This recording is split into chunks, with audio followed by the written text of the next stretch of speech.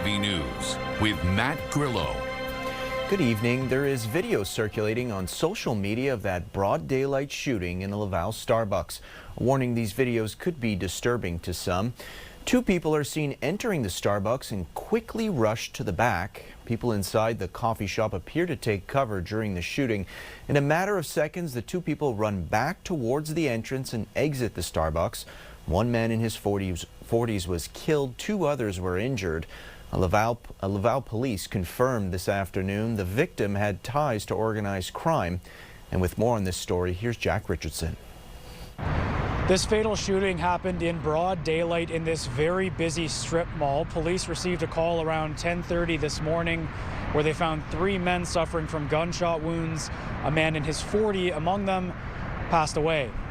Despite the SQ taking over the case, police have not confirmed multiple reports that the victim is involved in organized crime, known by the name Bobby the Greek. Late Wednesday afternoon, the mayor of Laval held a press conference to reassure the public and adding they have increased patrols in the area. Roughly a 400-meter stretch has been closed for the investigation since this morning as police interviewed witnesses to the shooting. Here is what one witness told us. We don't expect, I've never seen an active shooter. I don't even know exactly what happened still yet, but definitely scary, and not to know also what's happening was a little bit intense. I mentioned we had a kid, he's not a teenager, but we had a child with us, so trying to communicate with his mom who was scared for him, yeah, it was just a bit intense. We didn't hear anything from the inside of the building or saw anything happen, so it's just kind of the police presence, and then after that it kind of all took off. Unacceptable what we saw today, to have such violence in a public space in front of families, in front of people.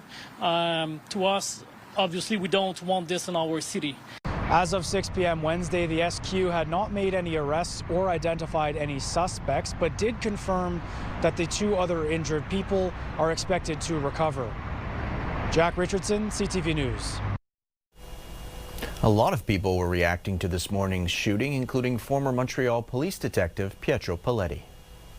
The mafia, so-called mafia, that's disorganized. Most of them have, there's no cohesion, there's no more respect amongst, so it's all clans today. There's not one leader. I think the last leader of traditional organized crime was Mr. Rizzuto, who passed away in 2012, 2013.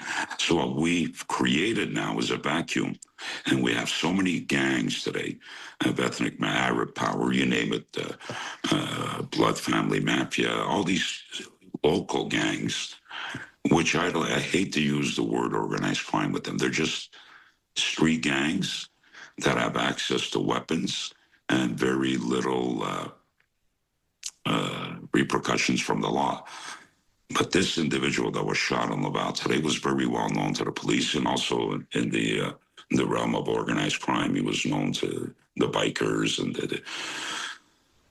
so we have a serious problem in our hands, and I think it's time the elected officials and local politicians step up to the plate, and because this is not the last. It's only going to get worse. And we have more on this story on our website, ctvnewsmontreal.ca. For the past 33 years, a man has claimed he was imprisoned for crimes he didn't commit. Now he could be a step closer to freedom. The Quebec Crown Prosecutor's Office admits there might have been a miscarriage of justice. Stéphane Giroux has the story. The Quebec Crown Prosecutor's Office, commonly known as the DPCP, openly acknowledges that this man, Daniel Jolivet, might have been wrongly convicted of a quadruple murder in Brossard in 1992. We now believe that the allegation of miscarriage of justice against Mr. Jolivet is not without merit, wrote Prosecutor Benoit Lauzon to Jolivet's lawyer. It's a decision that Jolivet, who's now 67, waited for more than 3 decades. You know, it's been like 30 years. We've been saying the same thing, that Mr. Jolivet is the victim of a miscarriage of justice because of many elements that were not disclosed in this file. Daniel Jolivet's case was the subject of a lengthy investigation on CTV's W5 2 years ago. In 1992, Jolivet was arrested and charged with the murders of 2 known drug dealers in Brossard, along with 2 women believed to be at the wrong place at the wrong time. Jolivet, a career criminal, admitted he knew the victims, but insisted he wasn't the killer. They were my friend. Never. Jolivet was found guilty based on the testimony of Claude Riendeau, another known criminal, in exchange for a reduced sentence. Jolivet spent decades trying to clear his name until he convinced volunteer lawyers to take up his case. The lawyers in turn convinced the Crown to take a second look at the evidence. They took the matter very seriously, and well, we had finally a letter that in which they confirmed that some elements were not disclosed in Mr. Jolivet's trial. The problem is that despite the prosecution's admission, Jolivet remains behind bars, and for him to get out requires the permission of one person. The only person who can order a new trial or can send a file to the Court of Appeal is the Minister of Justice of Canada. For Jolivet, it means he's once again at the mercy of a system he says let him down 33 years ago. Stéphane Giroux, CTV News. In a statement to CTV News, the Department of Justice said Jolivet's case is being challenged in federal court, and the Attorney General of Canada is a respondent in the case. Since the matter is before the courts, the Department of Justice won't comment further. Police in Gatineau have made an arrest in a cold case. It concerns a young woman who was killed 14 years ago.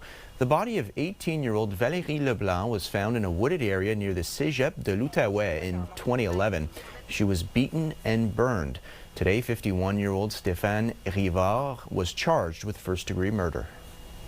I hope that this step or this announcement yesterday can bring a little peace to the family and people surround close to the family. But yeah, you're right. The event, the homicide itself shook Gatineau, shook Ottawa, Gatineau region. You know what? It shook all the police organization. Police are not saying what led to the arrest, but they say the $10,000 reward that was offered in the case will go unclaimed. The woman who was attacked in her home in Saint-Charles-sur-Richelieu last week has died of her injuries. Emergency crews were called early Friday morning for a 44-year-old woman who was injured. The woman's husband has been arrested and charged. A publication ban prevents naming the woman who died.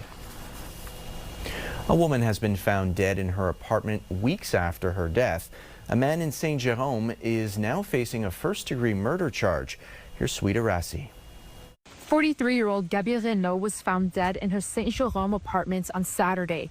The accused is Jonathan Blanchet. Authorities believe Renault was killed around September 7th. The 45-year-old man was arrested on Monday and charged with first-degree murder. Nancy Boucher used to be in a relationship with Blanchet that she describes as toxic.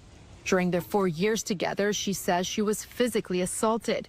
Blanchet was arrested numerous times. He eventually served more than 3 years in prison.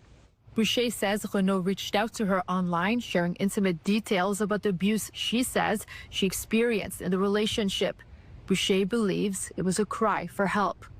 Melpa Camateros is with Shield of Athena. She says it can be hard for victims to get out of an abusive relationship. Because there's the cycle of violence in it, where there's the expansion of violence, there's the explosion of violence, there's the honeymoon period, and then that cycle repeats itself. She adds she wants to see stronger laws protecting victims of conjugal violence. Boucher says she wants to see that too. She says she feels guilty for not helping Renault get out of a relationship with a man who has a history of violence and numerous arrests on his record. As per Blanchet, he appeared in court yesterday on a first-degree murder charge and is currently detained. His next court appearance is scheduled for November 7. Sweeta Rassi, CTV News. Police have made an arrest in connection with the fire that destroyed the home of a Montreal porn executive. The suspect was already in custody on charges of attempted murder in another case. The arson attack was in April of 2021 at a luxury home under construction in Ahuntsic-Cartierville. The home was being sold by Ferris Antoon, an executive at ALO, the world's largest porn company. Police say there could be more arrests. Quebec has backtracked on another controversial directive in education. The new education minister, Sonia Lebel, is giving school boards and service centers more leeway when it comes to hiring. Here's Olivia O'Malley. School boards and service centers will now be allowed to hire more staff. Education Minister Sonia Lebel says they can exceed hiring limits as long as they respect their budgets. The priority is giving services to the students and respecting their budget. We'll work with them. In June, Lebel's predecessor, Bernard Drinville, cut the education budget by $570 million. Following months of outcry, he reinvested $540 million, but there were conditions. To get that money, school boards and service centers had to respect hiring limits. So when students went back to class, specialists like special needs educators and speech therapists were missing, says opposition leader Marwa Rizki. And we're missing so many staff in the school system. So yes, this is again another mistake from Mr. Legault trying to make cuts on the back of the students. In a statement sent to CTV News, the Lester B. Pearson School Board says we are encouraged by the news. Our main objective in budget building is always to try and minimize the impacts of compressions on direct services to students, so this is seen as a positive development. The FAE Teachers Union says more clarification is needed, but that Lebel is reversing the damage left behind by Drainville. Quebec Solidaire education critic Gabriel Nadeau-Dubois agrees. It's a step in the right direction. It's a good news for the public education system, and it's rare. It's so rare that we have good news for education system. So when it happens, we have to say it and we have to celebrate it. Nadeau-Dubois says all the conditions tied to getting funding must be lifted so schools themselves can focus on helping students succeed.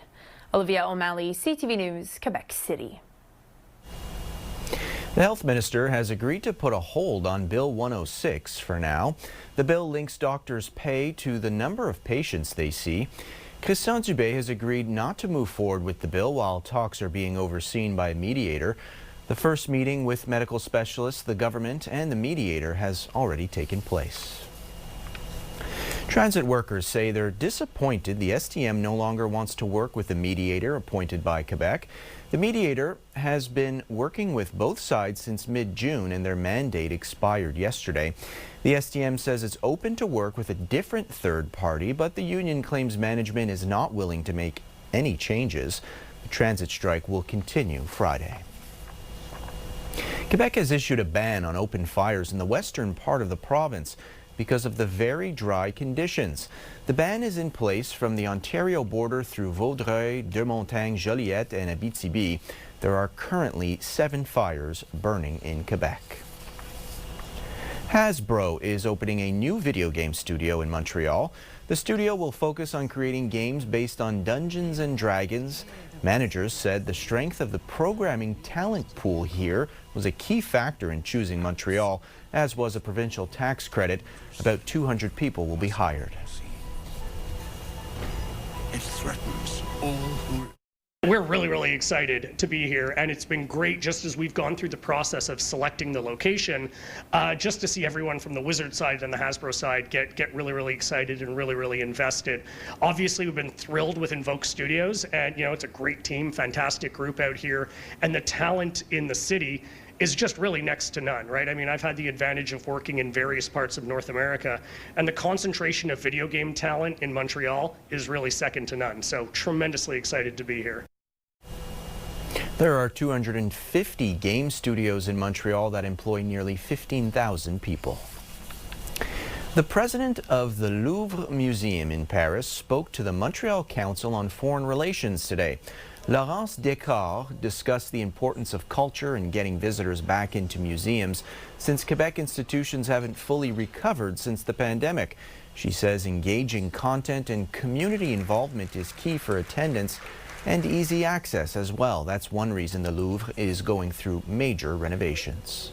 Which is really a large project, a big renovation project, the most important one since the Grand Louvre in the 1980s, including the creation of a new entrance, because the pyramid is too small to accommodate the more than 9 million visitors per year that we have in the Louvre, and also the creation of new galleries under the Cour Carrée, including a gallery dedicated to Mona Lisa, because Mona Lisa is now presented in the Salle des États, the largest room in the Louvre, but it's not satisfactory. Laurence Descartes is the first female president of the Louvre since it opened in 1793. After the break, a new session has started at the National Assembly. We speak with political analyst Raphaël Melançon. Men's fashion is supplied by Arsonist. Style for every moment. Arsonist. M&As are back in Quebec City. The National Assembly is back in session. Yesterday, we heard from Premier François Legault, who gave an inaugural speech. To talk more about this, we are joined by political analyst Raphaël Melançon. So, Raphaël, the Premier seems to be very focused on economy, but he also talked about protecting Quebec's identity and culture. What did you make of his speech? Well, Matt, obviously we have here in front of us a government that's trying to probably shift towards the right the right side of the political spectrum here. Obviously, when we hear François Legault talking about law and order, reforming or modernizing unions in Quebec, when he talks about fighting radical Islamism, that is certainly things that we signal certainly a shift towards the right here from François Legault, because he needs to regain certainly the control over the political agenda in Quebec City, but also appeal to the core of his party, those who used to vote not only for the CQ in the past, but also for the ADQ prior to the creation of the CQ. So people who are really at the core of those who usually vote for that party, for François Legault's party, trying to bring them back to his party, because those people have fled in the past few months, trying to seek alternatives, maybe being interested, leaning towards, for instance, the Quebec Conservative Party, Éric Duhaim's party, especially in the greater Quebec City region. So he's trying to reach out to those people who used to vote to his party, saying we are back to our core values, the core values, and going back to promising major changes to Quebec society.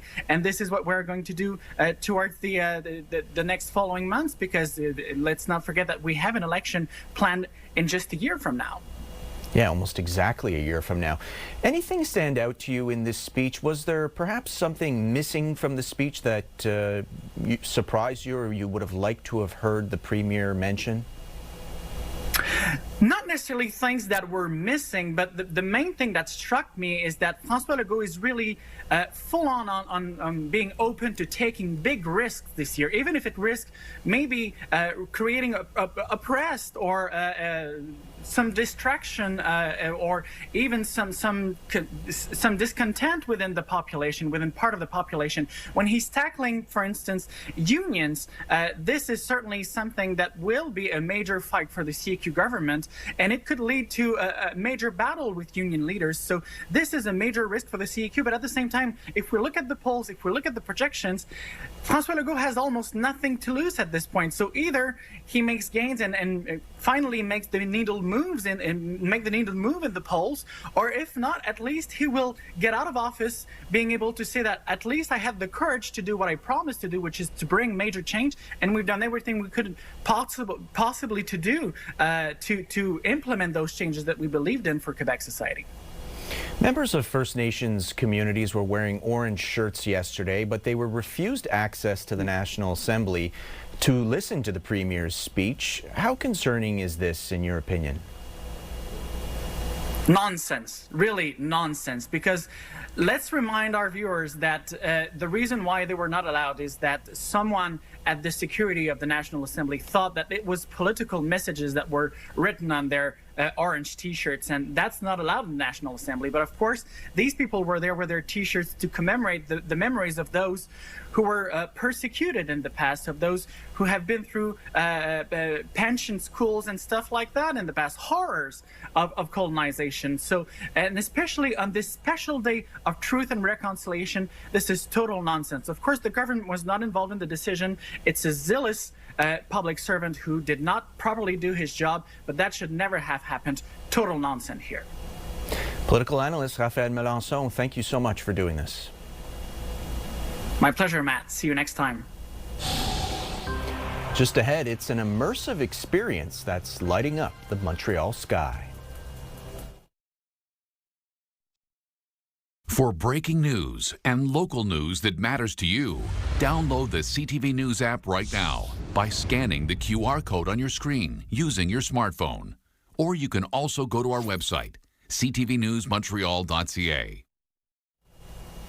Starbucks has closed 8 of its franchised stores in Quebec as part of a restructuring process across North America.